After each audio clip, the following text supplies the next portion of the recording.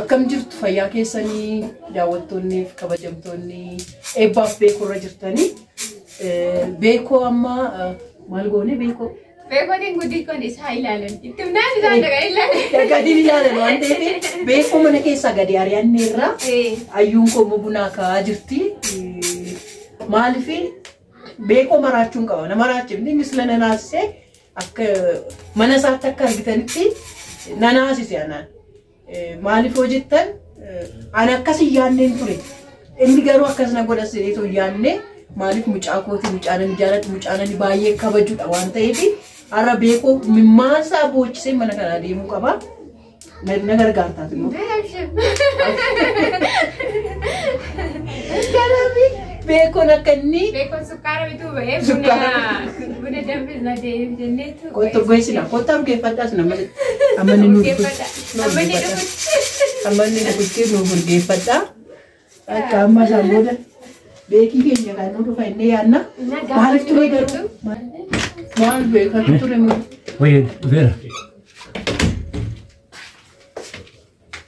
Maali sukari kilo maali ngurungan jebal berapa?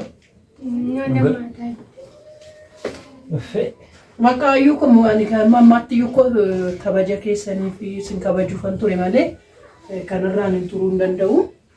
Nan deema kanarra jira nagaa fuula. Maali ay nan deema no ko nan deema. Maali nu deema kan Kristosi? Maal bunni nattaafu na bunni nattaafu. Maali? Laaka nattaafu kanarra bunni ma naasite iyyuu beeku dhugaan yaadee jiru naasifata. Baay'ee maali. Maali jechuudha akkamitti akkas nama guddoomitti akkamitti piraankii irratti hojjetta akkamitti akkasitti goota. Maali jechuudha. Inni Kristosi taa'e. Maali jechuudha kan taa'u deemitan buna maal buna mana kiyyaan dhabe siin jedhee. Bakka wadiifaman jennee sila bakka aartiin maal dhiifaman amman Kristosin bare sabiin rakkoon qabu taa'e. Maal balaan jechuudha maal akkoo ani yaadee dhufee mucoo waan garaatti baattee jirtuuf ofii kiyyaaf waan garaatti baadhee beekuuf arraan akka nama godhu ni jalqabaa jiru. Namni namaa filatu jedhanii bakka dhiifaman jedhee bakka dhiisi maaliiti? Maal jechuun qoy waa'ee boota bandoonni manatti hojii dhalaa seenaa waan dhiifama maal jechuudha kun akka nama guba bar meetaa ofii keessatti humna keetti iyyuu meetaa itoo yaade. No, Kristosin akka balleessi beekama. Jalqabuma iyyuu ayyuutti meeratu sun dhufeenyu jechuudha. Akka maali dhiifasi baay'ee maal taate? Nama aarsita bar baay'ee nama guddaa. Baay'ee nama guddaa.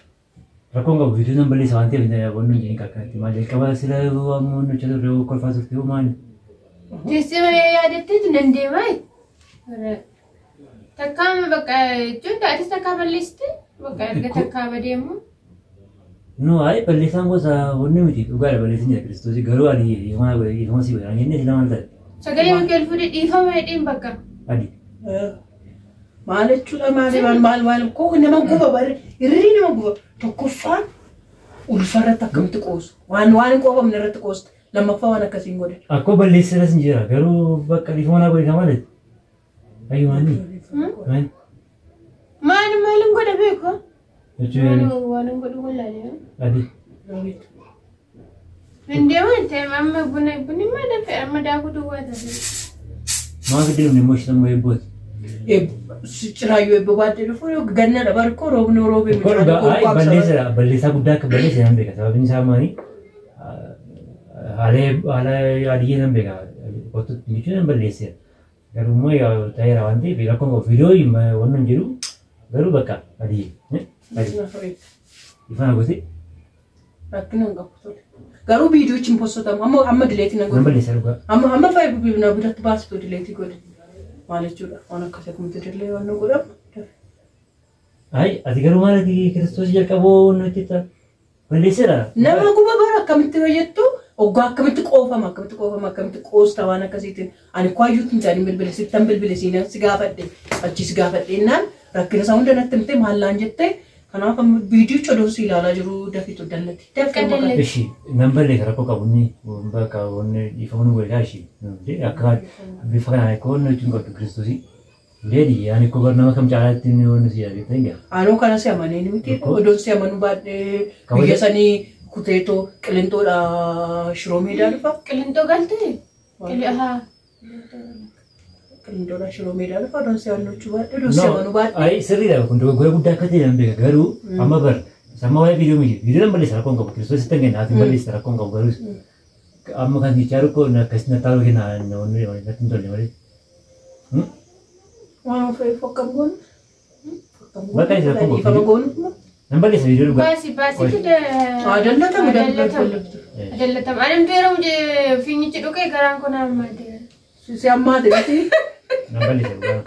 Inkosta miti ati inkosta. Ani keessi koo cogaarraan koo akkasitti buuqqee iddoon gara gashiisitti agarsiise. Gara gashiini. Ati garuu inkosta miti. Dhugaanii ofuma gadi balleessi. Mokooti balleessu.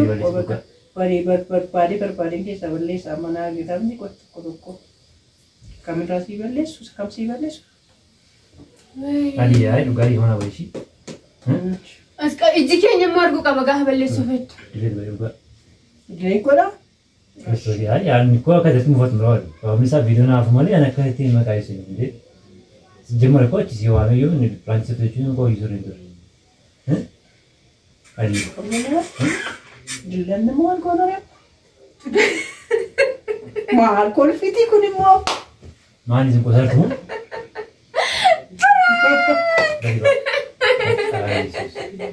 Qosaartumu Kiristoos?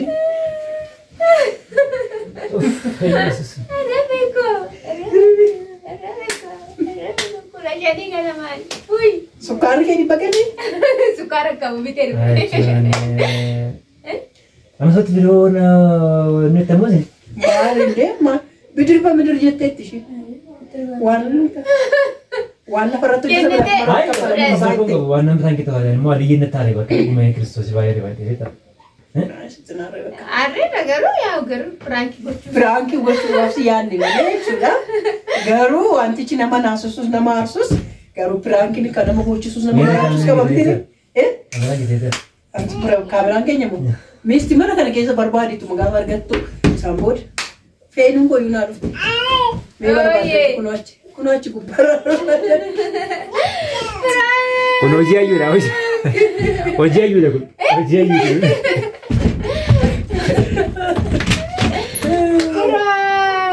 Kota. Wakkisee. Kun hojii hayyuudha naa galee gadiis. Kanaafuu gaariidha. Tabii. Wajjirtuu wal abboodhoo makeetii.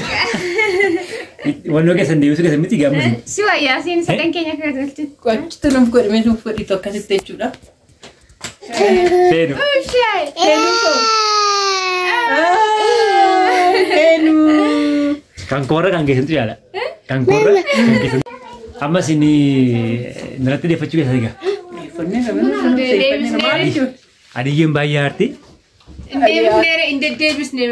Deebifanne sirriitti. Baay'ee rifadhee dhugaa. Keessi kun hanga manni jalqabumayyuu faawwan akkasii jechuun gosa sirrii kan ture nama laafeeta.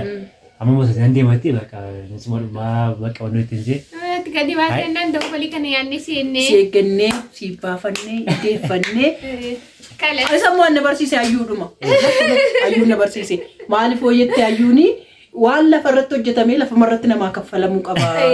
Waan ishiin jetteef ishuma biratti walumaa gallee kaffalchiifne jechuudha. Kanaaf ati naarte garuu. Sukkaara bira jiru dhuguma immoo sobdee. Sukkaarra jiran. Sukkaarra jiran sumaaf yaadni sukkaara bitisanii sukkaara bituu deemee kunoo sukkaara bitee dhufee. Sukkaara irratti sukkaara dabalee. Hawaanii irratti hojjetanii sukkaara keessa salkeera. Waan fedhee bosii isiniif ta'eera.